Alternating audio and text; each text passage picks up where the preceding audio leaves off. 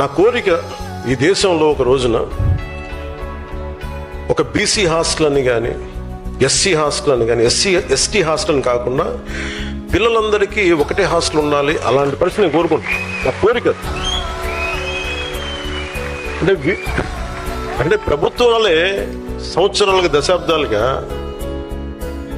పిల్లలు, మనం చిన్నప్పుడు మీరు ఊహించండి, మీరు ఒకసారి వెనక్కి వెళ్ళి చూడండి. మనం ఆడుకునేటప్పుడు, మన స్కూల్కి వెళ్ళేటప్పుడు మన ఫ్రెండ్స్ ఎవరు, మనం ఎప్పుడు ఆలోచించు.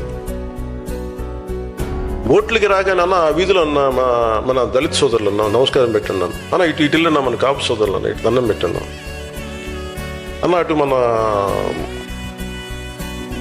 మన విశ్వకర్మ సామాజిక వర్గం అన్న ఆ సోదరులకు దండం పెట్టి, అన్ని విడగొట్టి మాట నాకు చిరాకు ఉంటుంది ఒకసారి ఏంటని. లేదా నేను కులాలను బేస్ చేసుకుని నేను లేను.